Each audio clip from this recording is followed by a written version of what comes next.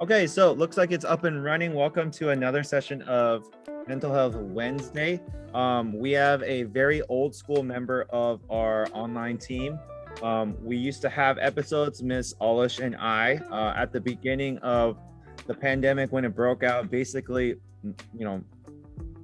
14 months ago or so, I think, right, Miss Alish? But we used to do Trivia Thursday.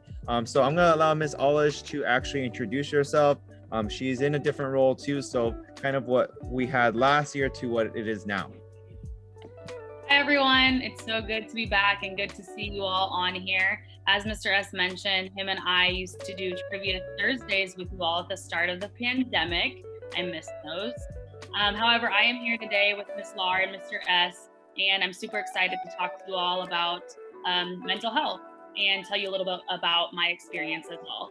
For those of you that have not seen me in person or on campus yet thus far, I am one of the assistant principals this school year.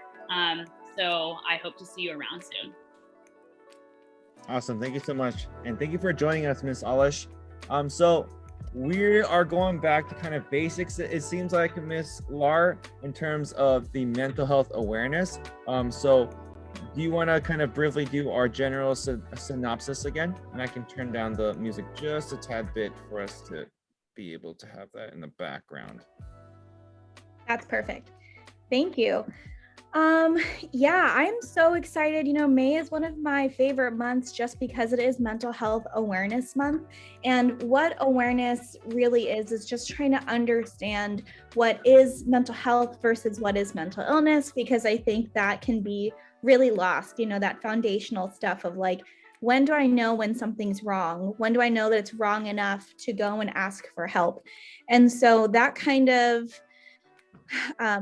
conversation happens around May because we want to talk about mental health awareness. And so the thing that I like to tell people about mental health and mental health awareness is just trying to figure out if you are going through a different time in your life, you're thinking differently, you're feeling differently, you're acting differently. And you have to look to the people that you trust more than anyone who's around you, because people are going to say, Mr. S, I can tell there's been something different with you. You're acting differently. Is there something wrong? And that kind of attunement to understanding what's healthy and what's unhealthy is going to help not only ourselves, but the people around us, like our friends and family that we really care about. If we can think, oh, there is a change in them and it might be mental health related, then people will be way more likely to get help. They'll get help quicker and they can recover faster. So that's why we're doing mental health awareness. Yeah. Thank you so much, Miss Lar. So in terms of just mental health, I think a lot of, unfortunately, I think it still kind of occurs today where it's kind of on the back burner, but it was way more so for our generation growing up as elementary students, middle school students and high school students. So Miss Alish, if I may ask you, if there has been a change in your understanding of what mental health is when you were a student, in your K through 12 experience to what it is now as an adult? Yeah, there's definitely been a change. I mean, as a K through 12 student, we didn't really talk about mental health. I really wasn't introduced to the concept of mental health really until college. And I feel like there was a stigma with anyone who saw a therapist or a counselor. And I feel like, thankfully, that is changing nowadays. And we're becoming more open to the thought of it. And mental health is more so seen as a maintenance of your emotions. And speaking with a therapist, there doesn't have to be something wrong or something bothering you necessarily. It's just a way to get everything out in the open and allows you to process and reflect internally. So super happy that we have these segments with you, Ms. Lar, and then that we're just as a society talking more about mental health. I think even the word stigma is just like really hard to hear. It hits my heart because it's like, it's this negative connotation. It's almost like mental health is associated with bad, lazy, not real, just all of these things that are really far from the truth. You wouldn't blame someone for like accidentally breaking their leg. You don't say, oh, you got into a car accident, you were probably asking for it. Like, we don't say these things when bad things happen to our physical bodies. So we shouldn't blame people for things that are happening with their mental health. And so health is health. And that's the way that I want our families and our students to start looking at mental health, is that it's just like regular health. They go to the doctor, they go to the dentist, they can go to a therapist. Yeah, and I think it also affects like our physicality too. So if I think of it this way, so if we can go to the doctor because we have a stomach ache, or if, like you said, if we break a bone, if we think about our other organs and our other body parts, if something happens, we need to get help. We need to seek a professional opinion and find solutions, or a solution to the problem. And just as equally for our mind actually affects not only our body, but also, just how we think. So there's a lot of things that our brain contributes to in that regard. And it's important that we actually take care of every department in that regard, because eventually it's going to affect all these other things in terms of our body, our mind, how we process the day and navigate through life ultimately. So I think that's very important that you bring that up. Yeah, I think something I've been thinking a lot about too is we need to normalize emotions and feeling in general. I think all too often, the minute we feel sad or we don't feel excited or happy, we're like, oh my gosh, what is wrong with me? And we need to just normalize feeling, because every feeling is neither good or bad. It is. Yeah. And I think that that's something I've been sitting with a lot in this pandemic, particularly, is when I feel uncomfortable, or when I'm starting to overthink, or I do feel sad because what is happening around me, I'm immediately like, I want this emotion to go away. And that A, is not realistic, but B, who says that feeling sad is negative, or who says that feeling uncomfortable is negative? It's just an emotion, and we need to acknowledge it and see it for what it is. Yeah, absolutely. Along with mental health awareness is really understanding what feelings are, right? Like this definition of feelings are a natural response to something happening. Like, how do you know that your house is on fire until you're panicking? Like, if someone's just like sitting in a house that's on fire and they're like, I'm chill, not going to feel anything about this, that's not okay. Like, we need emotional responses, and they're super healthy to acknowledge, I'm feeling scared right now. I have to go and do something about the fear. It's a warning sign. Sadness can be a warning sign for like, oh, I'm experiencing loss. So when people are starting to learn more about our emotions, when we talk about it more, it can be more accepted. And I do think that if we made mental health a priority, we would have a kinder and happier world, in the same way that if we made physical health a priority, people would be healthier, live longer, have a better quality of life too. So there is a purpose for knowing more about ourselves and about our mental health. Yeah, those are some absolutely great points. And I think, in terms of like being aware of yourself and the state of your mental health, it's also good to know who is around you. Are you surrounded by people that are going to love you, care for you, listen to you? And I think it's incredibly important to ask yourself those questions, and then ultimately from there, ask those people and appreciate those people in that regard, and talk out loud. I think a lot of times we kind of keep ourselves just to, be in our own heads kind of thing and assume things. But it's also nice to acknowledge that and to reach out to folks. And if it's, outside of your expertise, outside of their expertise, then you seek out those professionals who are well trained on that matter. So I think it's incredibly important in terms of awareness to know yourself and who's around you. Definitely. Ms. Laura, I have a question for you. I'm curious to know, since it is Mental Health Awareness Month, would you say is the least the mental health concern or issue that people know the least about, or maybe have false information about? I'm thinking about the ones that are least known to people, or are the ones that probably scare us the most, the ones that are most severe, like psychosis, hearing things and seeing things that other people don't see are really scary. And I think that people will have a stigma, like if they really don't understand what's happening for someone, then they're really afraid of it and they don't want to learn more about it and they start to demonize it a little bit. I think that at this point, depression and anxiety seem to be pretty well embraced in terms of like we recognize that that's something that could happen to someone and we want to try to learn more and get more help about it. But there are plenty of mental health issues that are really unseen, unknown, quite afraid. People are quite afraid of it. And really, I don't think that we should be afraid of any mental health issues because there's always treatment. And so that's another thing about mental health awareness is that depression doesn't last forever. Neither does anxiety. You know, there's treatment for these things in the same way that you put on a cast for a broken leg. I think that people are really afraid that what if I'm depressed forever? What if I'm anxious forever? And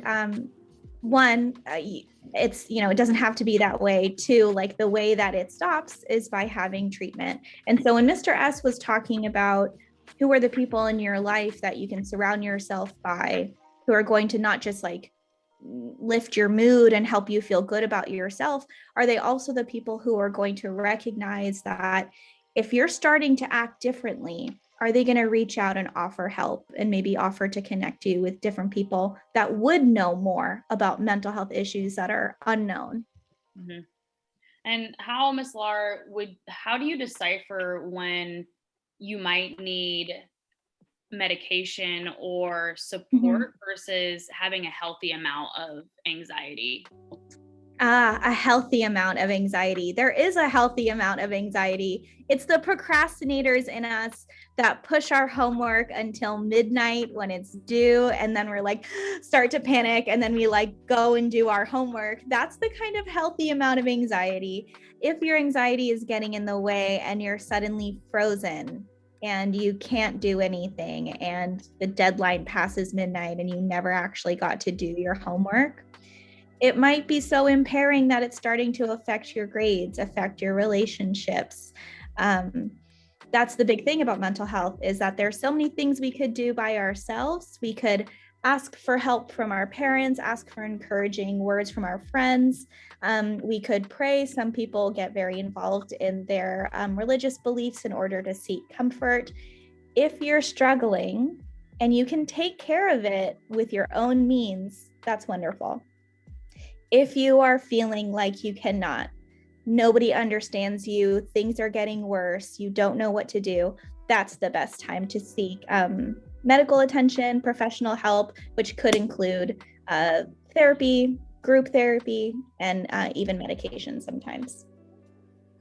Yeah. I think, you know, as a kid and even to this day, I think a barometer, if you will, it's not the most ideal, the most perfect, but sometimes we set expectations for who we want to be based on what we see on TV, what we see in movies, on magazines, what we read in books. And we tend to often neglect who we actually want to be. What makes us actually who we are? What makes us actually happy and genuine and authentic to our personality, our traits, our character, all those things. I think it's you know, it's the initial layer. Like, is this going to make me happy? Am I proud of myself? Am I content? All those things, I think, you know, if we really take a step back and think about it, I think it's also helps us to measure, like, am I doing all right physically? Am I doing all right mentally? I think that's a, you know, kind of a surface layer thing, but I think that, you know, it keeps me on my toes, like asking myself those types of questions and reflecting on those types of questions. I know, you know, those that care for me also ask me those questions. How am I doing? Am I happy? What are my plans in the future? So on and so forth, because they're interested in my future and what the outlook is, but also like, what can I do to help you get there type of deal? And it's a mutual type of thing as well. So I think that's why I tied in earlier, why it's so important to kind of surround yourself with that positive energy as well. But also, I mean, observing the world around us, actually, I just realized, Miss Alish, but growing up, I think looking at folks that came back from like war-torn countries, being in the military, a lot of the times we didn't realize that when it's not taken care of, when there are no solutions that are offered, when mental health continues to be neglected, a lot of folks that we see might be homeless, were suffering from a lot of mental health that went for so many years untouched, shunned from society. And I think that's a huge part of that. For me growing up, seeing the aftermath and effect, and looking back, having realized that like they weren't, like they might seem crazy for me, or like untrustworthy back then, but if you look at the circumstances and how they went untreated or were mistreated in many cases too, it makes sense. And that's not the type of world that is fair and right for anybody. Yeah, I mean, I think it's always important to dive in as to why someone is the way they are. I don't think that, we're all shaped by the people around us and our experiences and our circumstances. And no one is just ever one way because of one person or one thing. It's always a culmination of things. So I think that you're absolutely right, Mr. S. It's important to get to know, what is someone is struggling with, but more importantly, why are they struggling with that?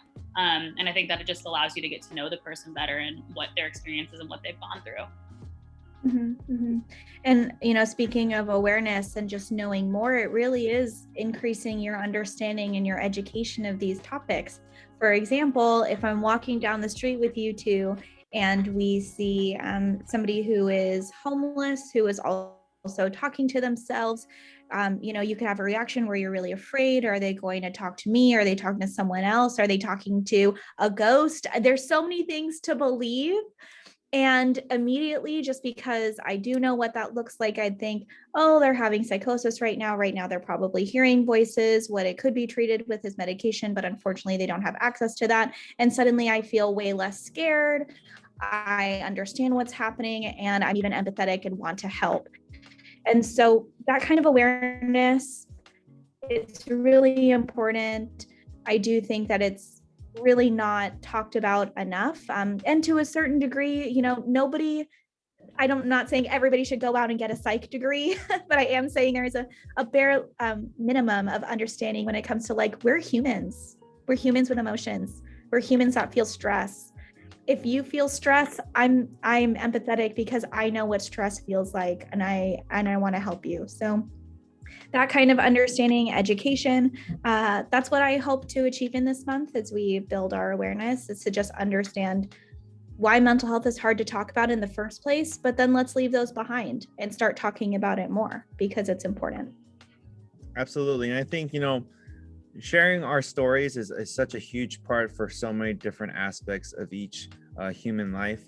I in terms of the mental blockage, recently, I think what I've been inspired by are some folks, like there's a boxer that's named Frank Shamrock, and he was in a very toxic environment growing up where his dad was abusive, and he lived out his dream after escaping a scenario like that. So it was amazing to hear his story, how he had to deal with that mentally. And even as an adult, there were interviews where he just completely broke down because he realized what that felt for him emotionally, mentally, physically. Everything triggered him thinking about it and talking about it. There's another person that's a motivational speaker. I think his name is Eric Thomas. He goes by ET if you see him on YouTube channels, and he talks to a lot of kids in impoverished areas. So looking and reading and hearing and seeing people's stories is so impactful as we navigate through life. And in saying so, in closing, with the last few minutes left, now that we know more about mental health, it would be nice to hear one piece of advice. Now that you know more, what is something you would like to share in terms of advice for our students and our parents? And I can go first. I think, one of the things is like not being afraid to talk about it. I used to be so afraid to talk about it openly. I think vulnerability is a challenge, to expose yourself, like your deepest, darkest things in some cases, and finding the right people to talk to about those things. And some of my closest friends to this day, they're my closest friends. I'm confident in things I tell them and the things they tell me, the types of questions they ask me, the types of questions I ask them, because we don't judge each other. And we can have that space to talk about practically anything without that judgment. Now, we will have differences of opinions. We have disagreements for sure. Sometimes we get into arguments, but it doesn't get ever that heated because there's just that mutual respect and love and trust. And I think I'm so happy that I took that chance to get past it. Now, through trial and error, there are some places and people that it didn't work out. But over time, I found my people, if you will. So I think, getting over that fear was a big part. Thank you for sharing us. I think my piece of advice to staff, students, and families would be to get to know yourself and get to know your emotions and what it is that makes you happy, what it is that makes you sad. But more importantly, being able to sit with your emotions, being able to reflect on your experiences and not trying to get rid of the emotion, which is very, very hard to do, but just simply being able to sit with the emotion, acknowledge that it's there, welcome it, don't try to shoo it away, because the only way through something is through. You can't go over, you can't go under, you can't push it away, you have to go through. So that is my advice. I have so many things that I'm thinking. And my first is really just that it's okay to not know the answer to everything around what you're going through. I think I once did a mental health lesson on when to know how to ask for help and who you ask. If I need help cooking, I ask my mom. If I need help changing oil, I ask my dad. When I need help with math, I go to Mr. S. And so if I just tried to do all those things by myself, I might not do it very successfully. And so when it comes to your mental health, please reach out to people who can help you gain that perspective, that awareness, and help you through it. Because we sometimes can't do it alone, and nor should we.